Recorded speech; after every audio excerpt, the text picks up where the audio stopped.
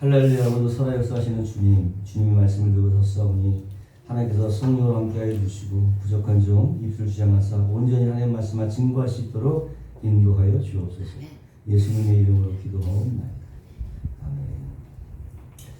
할렐루야. 오늘 본문 말씀 근거해서 따라하겠습니다. 하나님의 일과 우리의 일.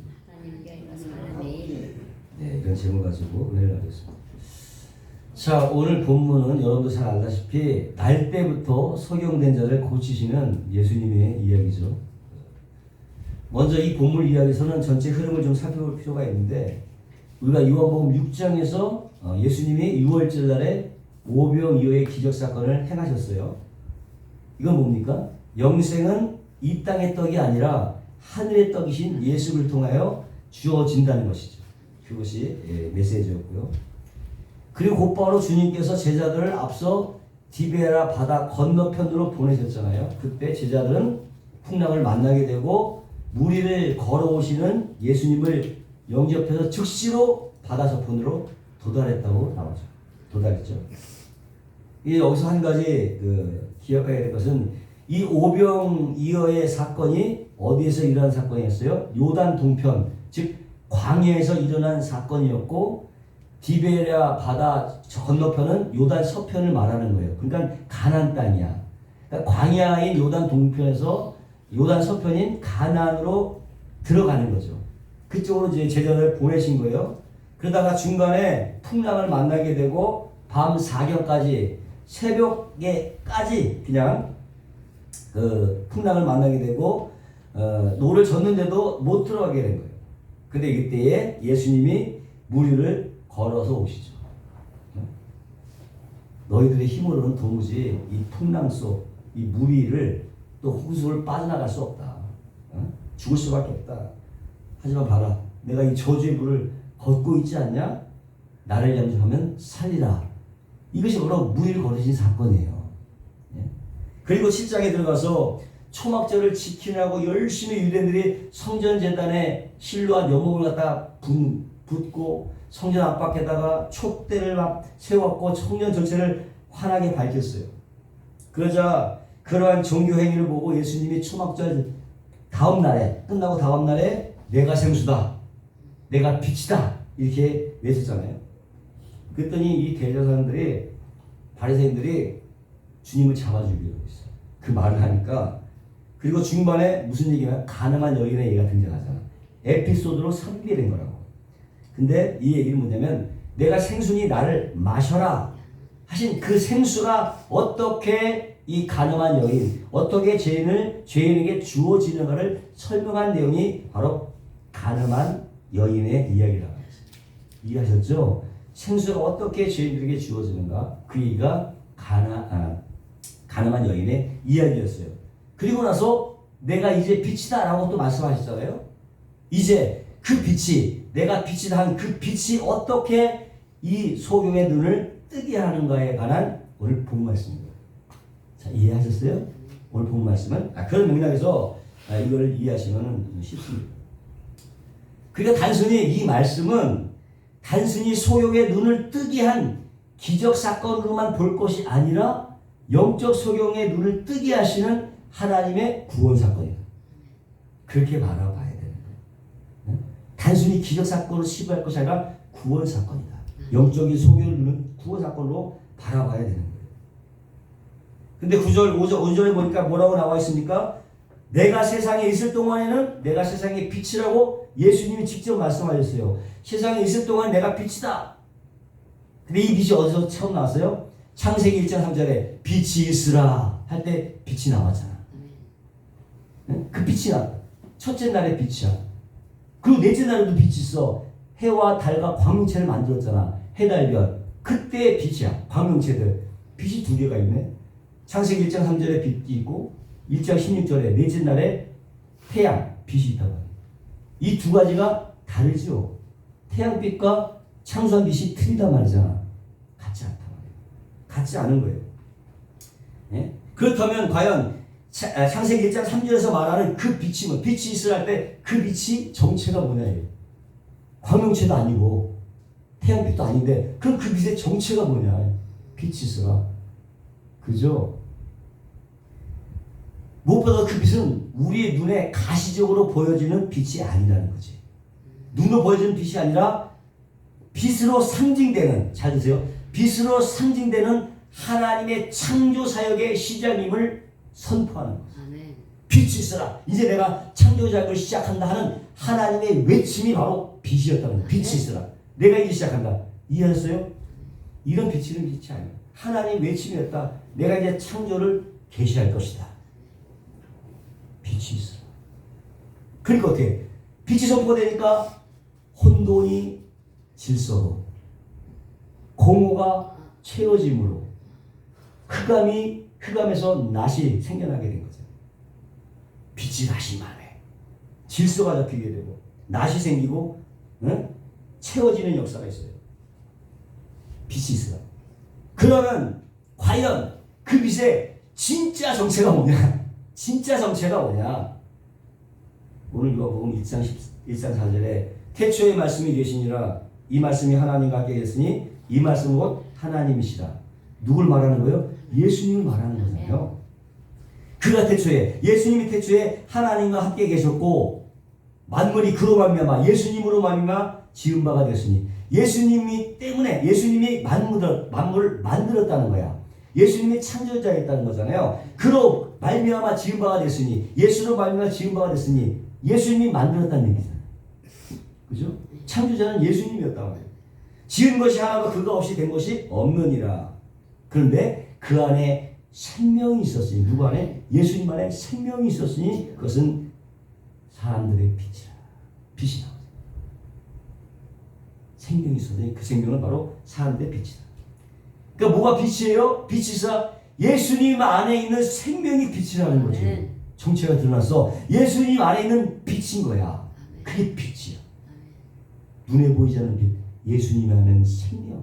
그것이 우리의 생명이 된 거, 사람의 생명이 된 거지. 그게 빛인 거예요. 결국 창세기 1장의 창조 사건은 바로 실체가 창조 사건, 만물을 창조한 것이 목적이 아니었다는 거지. 실제가 구원의 창조다. 만물의 창조가 중요한 게 아니었어. 그건 뭐야? 구원의 창조, 예수 그리스도 안의 창조, 새로운 창조가 주 목적이었다는 거죠. 이해하셨어요? 이해하셔야 돼요. 천지 만물의 창조가 목적이 아니에요. 천지 창조한 사건은 바로 예수 안에 있는 생명의 빛, 그 빛이 비춰진다. 혼돈과 공허와 어둠 속에 있었던, 어둠 속에 던져진 누굽니까? 죄인들의 마음이야. 죄인들의 마음에 흑암과 어둠과 공허밖에 없었잖아요. 그것이 죄인들의 마음이야. 그 죄인들을 구원하시고자 하는 빛. 아멘. 그것을 창조하시는 거죠. 곧 만물의 창조는 구원의 창조였어요. 아멘. 아멘. 아멘. 이해했어요? 그거를 설명하고자 만물 창조를 상징으로 보여주신 거예요. 뭐 때문에? 인간 구원을 창조하신 창조의 빛. 그것을 설명하고자 만물의 창세기가 기록이 된 거예요. 아멘. 그렇게 이해하시면 돼요. 그리고 그 빛이 지금 그 빛이 비칠 때부터 흑암인 소경에 그 빛이 비추어지니까 그 빛이 흑암인 소경에 비추어지니까 그것이 바로 오늘 구원 사건이에요. 소경이 눈뜬 사건. 그 빛이 소경의 눈을 비춘 사건. 그것이 오늘의 본문의 말씀인 거예요. 근데 이것을 이사야 선지자가 미리 예언을 했었어요. 이사야서 9장 2절과 7절에 보니까 흑암에 행하던 백성이 큰 빛을 보고 흑암에 행하던 백성이야. 흑암 뭐야? 백성이라는 얘기야. 어둠 자체가 아니라 흑암은 곧 백성이야. 흑암에 행하던 백성이 큰 빛을 보고 사망의 그늘에 땅에 거하던 자, 사망의 그늘에 거하던 자에게 빛이 비치더라. 자, 그 빛이 뭔지 알겠지 이제. 그 빛의 증거가 알겠지. 그 빛이 비치. 보지 못하던 소경에게 빛이 비친 거야. 소광이 비친 거야. 한 줄기의 빛, 구원의 빛, 희망 뭐 이런 거죠. 그 빛이.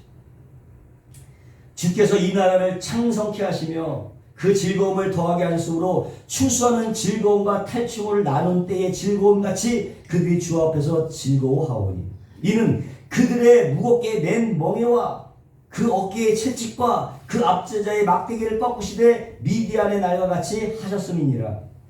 어지러이 싸우는 군인의 갑옷과 피 묻은 복장이 불에 솥같이 살라지리니 이는 한 아이가 우리에게 낳고 한 아들 우리에게 주신 바 되었는데 그 어깨에는 정사를 메었고 그 이름은 기묘자라 모사라 전능하신 하나님이라 영능하신 아버지라 평강의 왕이라 할 것임이라. 예수님 말씀하시는 거잖아요. 지금 그 정사와 평강의 더함이 무궁하며 또 다윗의 위에 앉아서 그 나라를 굳게 세우고 자금 이후 영원토록 공평과 정의로 그것을 보존하실 것이라. 만군의 야훼의 열심히 이를 이루리라. 누가 이룬다고? 인간이 노력으로 이룬다고? 만군의 여호와의 열심히 이것을 이루시겠다. 구원 누가 이루어요? 하나님이 열심으로 이루시는 거예요. 이게 결론인 거예요. 만군의 여호와 열심히 이를 이루리라. 오직 참 생수이시며 참 빛이신 주님의 은혜로만 영생을 얻을 수 있다는 것이죠. 그것으로만 영생을 얻을 수 있다는 거야. 근데 바리새인이 뭐래? 저 미쳤다. 응? 귀신 들렸다. 그렇게 얘기하는 거야.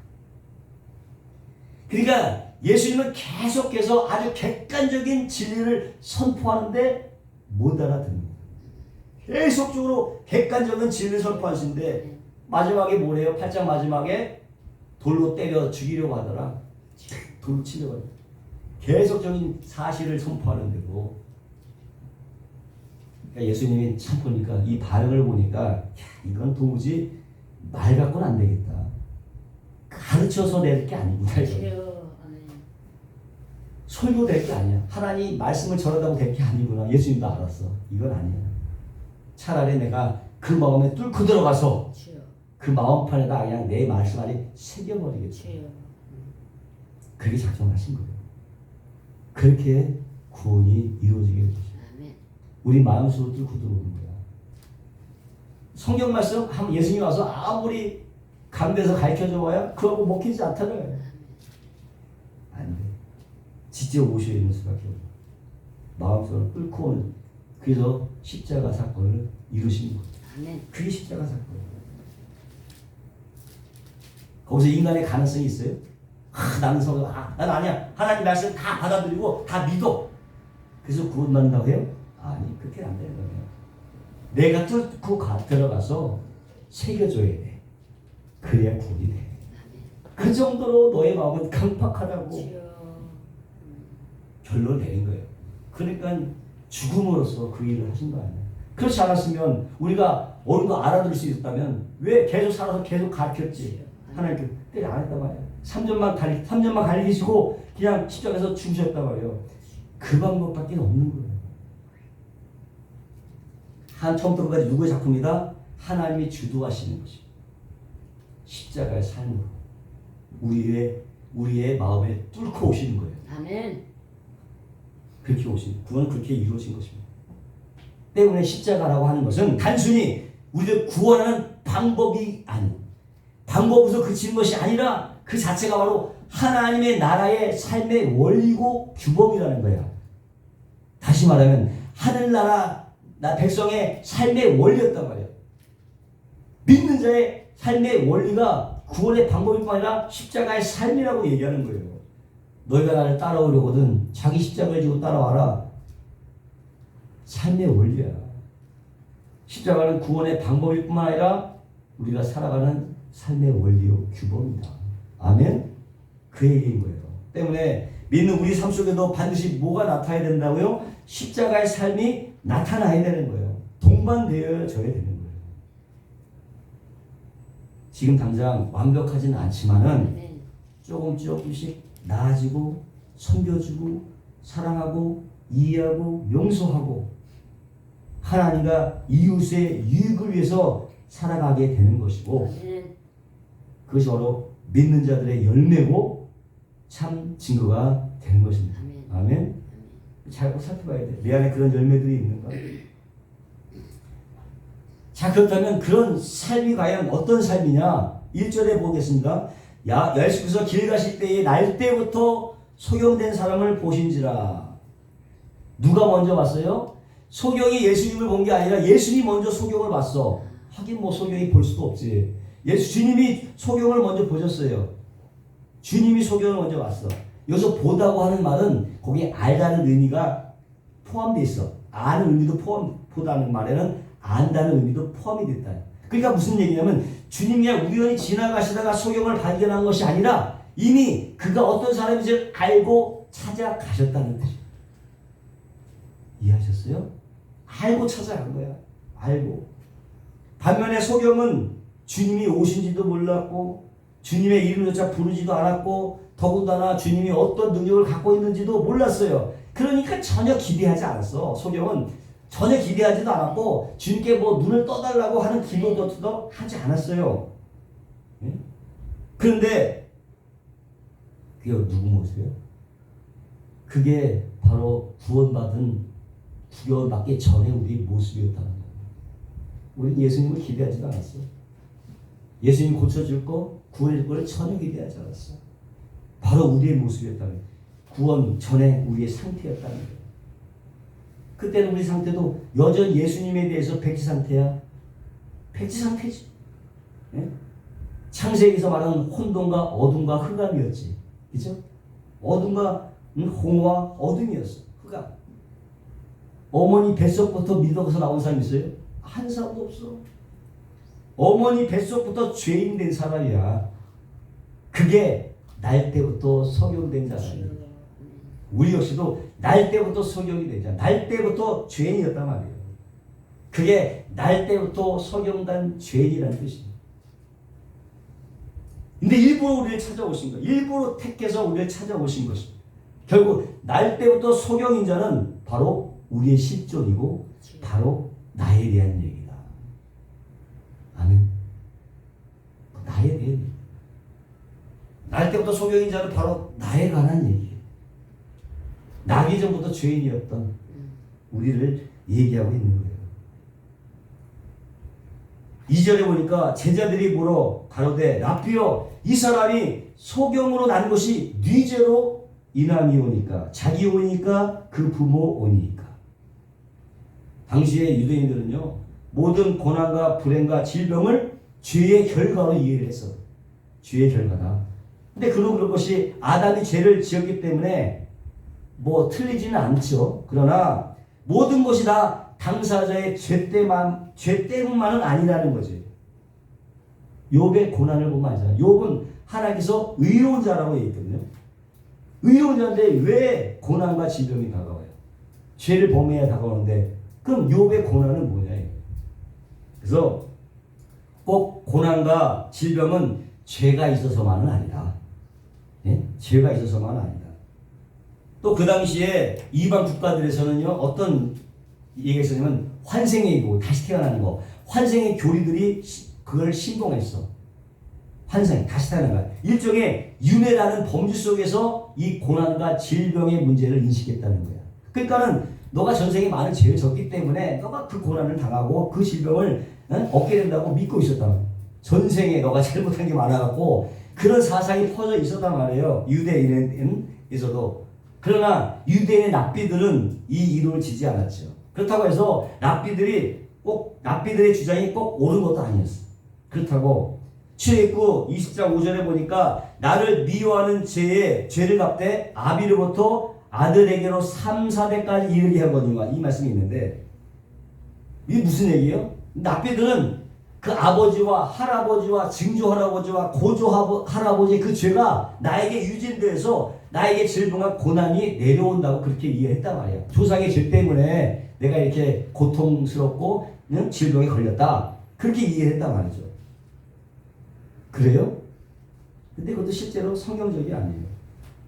성경에 그런 말씀 있잖아요. 아버지가 신포도를 먹었는데 아들의 이가 왜 쉬냐? 아버지의 이가 쉬는 거지 왜 아버지가 신포도를 먹었는데 아들의 이가 쉬냐고 그렇게 말하잖아요. 자기 죄로 죽는 거예요. 위선되는 게 아니라는 얘기죠. 뿐만 아니라 그들은 태아가 어머니 뱃속에서도 죄를 지을 수 있었다고 생각을 해. 그 이유가 창세기 25장 22절이에요. 아이들이 그의 태 속에서 서로 싸우는지라 야곱과 에서가 뱃속에서 싸운 거야. 싸우니까 가로되 이 같으면 내가 어찌할꼬 하고 가서 여호와께 묻자온대. 봐라, 애기들이 태 속에서 서로 싸우지 않냐? 거기서 죄 지은 놈들이 날 때 병을 얻게 되는 거야. 그렇게 이해를 했다는 거지. 예? 10편 58편 3절에 보니까 아기는 모태에서부터 멀어졌으며, 거기서부터 죄를 지었다는, 모태에서부터 죄를 지었다. 이러한 사상들이 하나님을 믿는 유대인들에게 있었기에 제자들도 예수님께 묻는 거예요. 누구의 죄의 결과냐? 소경이 된 거예요. 이렇게 묻는 거야, 예수님께. 이 누구의 죄 때문에 그럽니다. 그때 주님은 뭐라고 합니까? 단호하게 대답하시는데 3절에 보니까 예수께서 대답하시되 이 사람이나 그 부모가 죄를 범한 것이 아니라 그에게서 하나님의 하시는 일을 나타내고자 하십니다. 말씀 잘 보면요. 그럼 뭐 하나님께서 자기 일을 나타내기 위해서 일부러 소경을 만들었느냐? 그런 얘기가 되잖아. 하나님의 일을 나타내기 위해서 소경으로 태어나게 했지 않았냐? 그런 얘기가 되잖아요. 근데 사실 이건 원뜻까지는 달라요. 이런 내용이야. 그것은 아비의 죄도 아니고 이 사람의 죄도 아니고 다만 그의 소경됨을 인해서 하나님이 그를 고치시는 기적을 너희가 볼 것이다. 그 결과로 소경됨으로 인해서 하나님이 그를 고치시는 기적을 너희들이 보게 될 거야. 그런 의미라. 다시 말하면 하나님이 하나님의 일을 하시기 위해서 이 사람을 소경되게 만들어 놓은 게 아니라, 그게 아니라 그 죄로 말미암아 고통과 불행과 질병의 결과를 가지고 하나님이 하나님의 일을 하신다는, 기적을 보여주신다는 내용이에요. 아멘. 이게 이해되셨죠? 그렇다면 날 때부터 소경된 이 사람을 통해서 하나님이 하시고자 하는 일이 과연 뭐냐 이거예요. 소경된 자. 그것은 이사야가 말한 대로 흑암과 사망에 처한 당신의 백성을 건져내서 빛으로 인도해내는 것이 바로 하나님의 일이라고 하는 것입니다. 아멘. 구원이에요. 한마디로 간단하게 구원. 바로 그 구원을 이 날 때부터 소경된 자를 통해서 너희들에게 지금 보여주시겠다.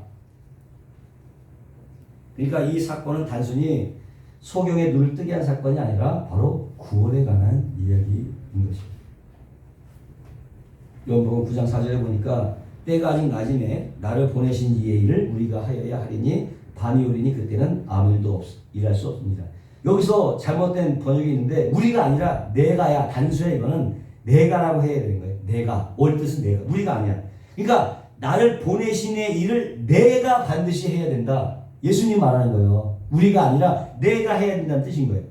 나를 보내신 하나님의 일을 내가, 예수님이 내가 반드시 해야 된다는 뜻이에요. 그럼 예수님이 반드시 해야 될 일이 과연 뭐냐?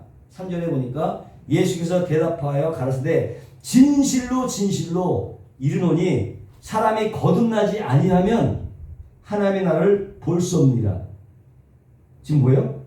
거듭나지 않으면 볼 수가 없다. 볼 수 없는 것과 거듭나지 않은 것을 동격으로 본 거야.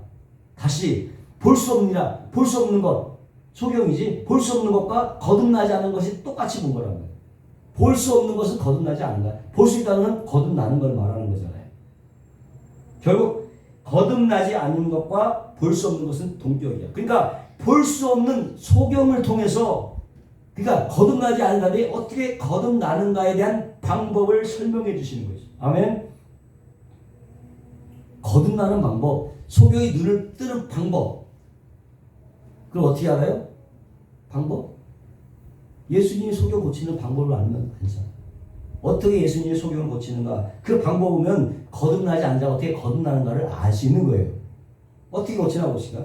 이 말씀을 하시고, 자봐요. 이 말씀을 하시고 땅에 침을 뱉어 진흙을 이겨 그의 눈에 바르시고.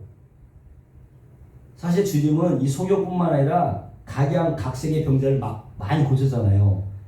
어떤 사람은 죽은 사람도 나사로에 나오라 말 한마디만 하시면 그냥 살아났어. 문둥이 여자 보고 깨끗해지잖아 그러면 아예 깨끗해져 버렸어요. 심지어는 혈루증 앓는 여인도 예수님이 뭐라고 하지도 않았는데 예수님의 옷만 만졌는데도 나아버렸어. 그리고 예수님이 지나가면 가도 그 주위에 있는 사람들이 병이 다 나아버렸단 말이야.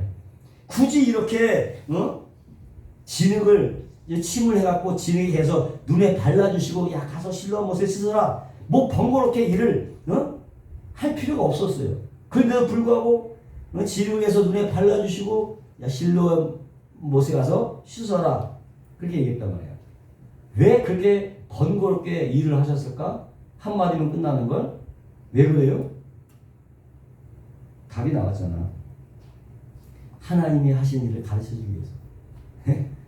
하나님이 하시는 일을 가르치기 위해서 그런 과정을 말씀해 주시는 거예요. 자 보세요. 근데 우리가 전에 봤듯이 성경에서 티끌은 뭐라고 얘기했어요? 그때? 저주, 죄인을 상징한다 했잖아. 흙이. 창세기 2장 7절에 볼까요? 여호와 하나님이 흙으로 사람을 지으시고 생기를 그 코에 불어넣으시니 사람이 생명이 된지라. 그 재료인 인간의 재료였던 흙이 이렇게 변하는 거야. 창세기 14장 보니까 여호와 하나님이 뱀에게 이르시되 내가 이렇게 하였으니 내가 모든 육축과 들의 모든 짐승과 더욱 저주를 받아 배로 다니고 종식도록 흙을 먹을지니라. 뱀이 이 흙을 먹는 거예요. 7절에 아담에게 이르시되 내가 내 아내의 말을 듣고 내가 너더러 먹지 말라 한 나무의 실과를 먹었은즉 땅은 너로 인하여 저주를 받고 너는 종신토록 수고하여야 그 산의 소산을 먹으리라. 땅이 어떻게? 흙이 저주를 받았어. 흙이 저주를 받았죠. 18절 땅이 내게 가신 더물과 엉겅퀴를 낼 것이라 너의 먹을 것은 밭의 채소인즉 내가 얼굴에 땀이 흘러야 식물을 먹고 필경은 흙으로 돌아가리니 그 속에서 내가 취함을 입었으니라. 너는 흙이니 흙으로 돌아갈 것이니라 하시니라. 이렇게 아담이 범죄한 후에 흙이라고 하는 것은 저주요, 죄요, 죄인을 상징하고 있는 거예요. 흙은 타락했어. 저주받는 거예요. 흙 자체가.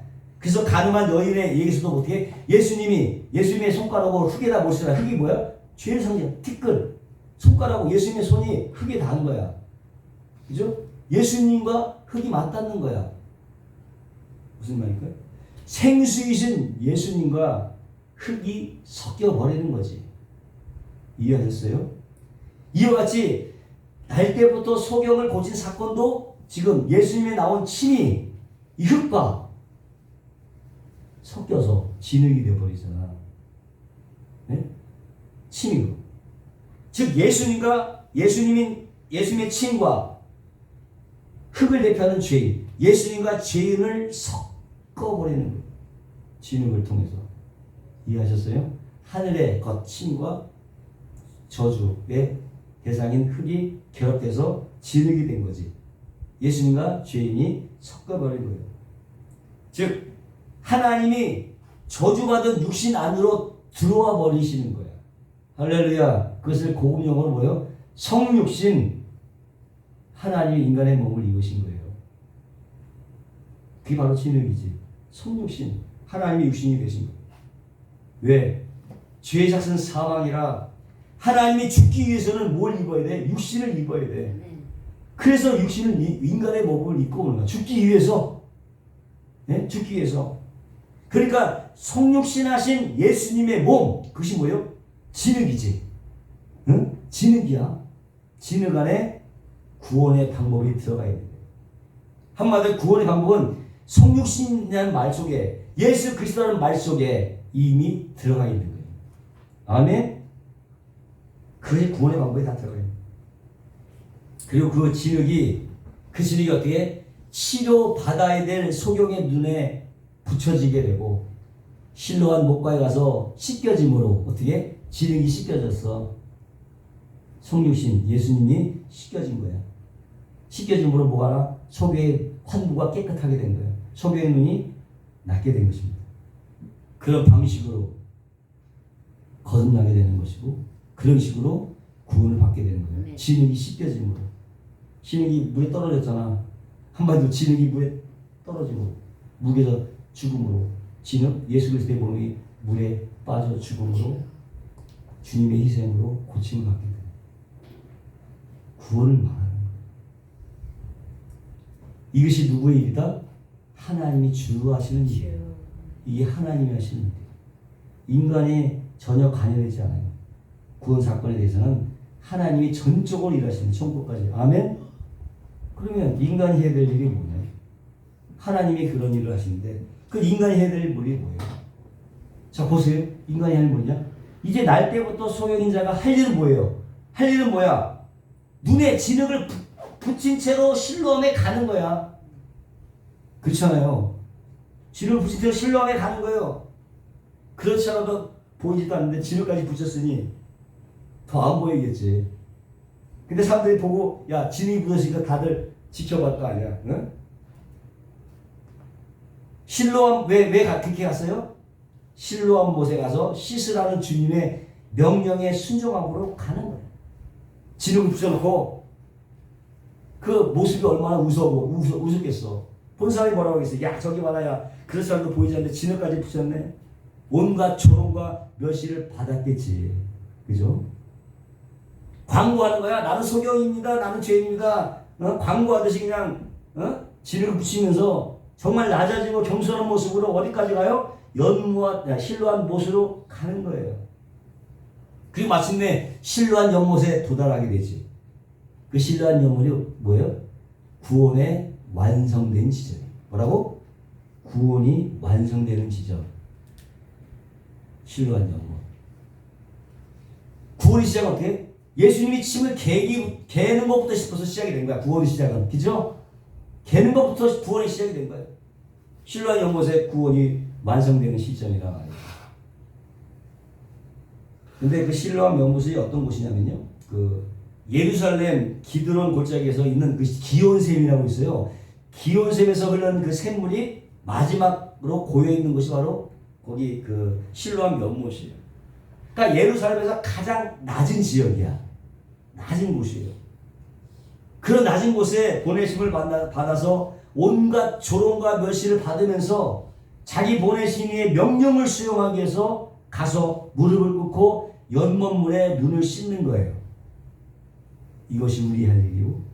성도의 일이요. 또한 그 삶을 예수님이 또한 살아가셨어요. 그 삶을 예수님이 살아가신 거예요. 예수님 역시도 하늘의 영광스러운 보좌를 버리시고 이 땅의 죄인과 같이 되셔서 온갖 조롱과 멸시를 받으시고 내가 너에게 준 자를 하나도 잃어버리지 말라고 하는 하나님의 명령을 이루시기 위해서 어디까지? 십자가까지 내려오신 거야. 십자가 예수님께서는 실로암 연못물이지.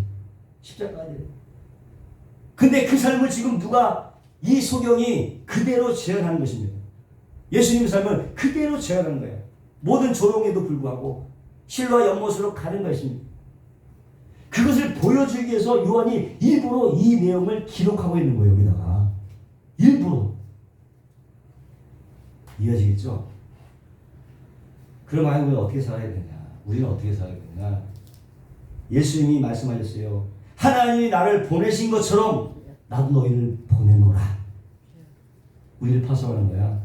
하나님 예수님을 파송한 것처럼 예수님도 우리들을 파송하는 거예요. 내가 너희를 보낸다. 실로암 못에 가서 씻어라. 눈뜬 소경을 보낸 것처럼 우리도 보내는 거예요. 어디로? 실로암 연못물로. 구원의 완성 지점으로 우리를 보내신 거예요. 가라. 할렐루야. 가는 길에 뭐가 있었는데? 온갖 조롱과 멸시와 억지와 천대 이런 것들이 기다리고 있는 거예요. 내가 너희를 사랑같이 너도 서로 사랑하고 하나님을 내 목숨처럼 사랑하라. 이 명령을 수행하기 위해서 가는 거예요. 우리도 연못물로 가는 거야. 가장 낮은 곳으로 한 발 한 발 내려가는 것입니다. 이것이 바로 우리가 할 일이야.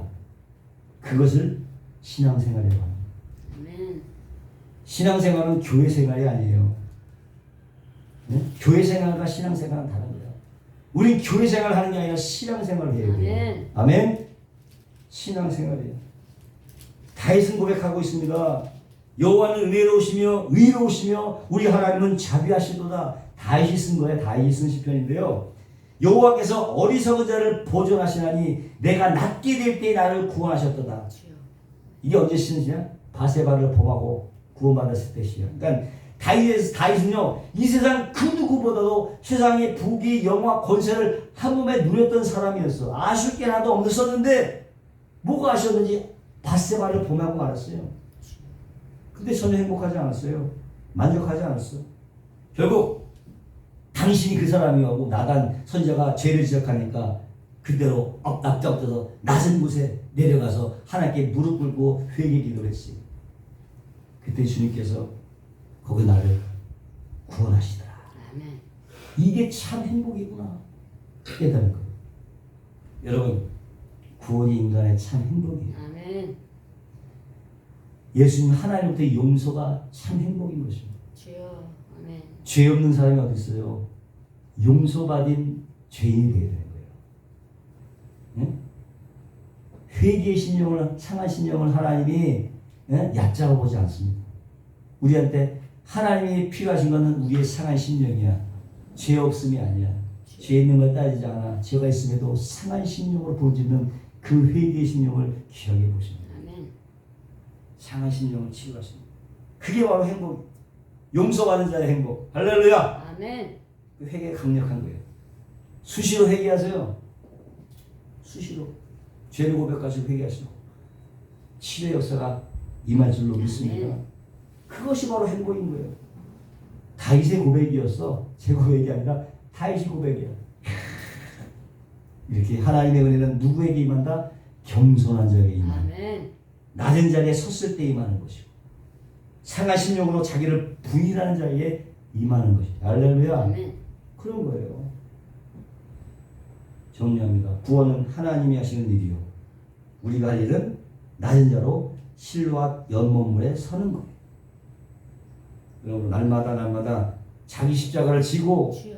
실로 앞 연못물로 조금씩 나아가시기 바랍니다. 아멘. 완벽하지 않지만 조금씩 나가는 거예요. 온갖 조롱과 핍박과 환난과 어려움과 낙심과 좌절과 절망과 두려움이 다가온다 할지라도 여러분 믿음으로 전진하시길 바랍니다. 아멘. 성령이 함께 하실 줄로 믿습니다. 기도하겠습니다. 거룩하시고 영화로우신 하나님, 은혜는 겸손한 자에게 임하는 것이요 낮은 자리에 섰을 때 임하는 것이요 상한 심령으로 자신을 구할 때 임하는 줄로 믿습니다. 구원은 하나님의 일이요 우리의 일은 신뢰한 연물로 서는 것입니다. 날마다 자기 십자가를 지고 연못물로 나아가도록 성령님 인도하여 주옵소서. 감사하며 예수님의 이름으로 기도하옵나이다.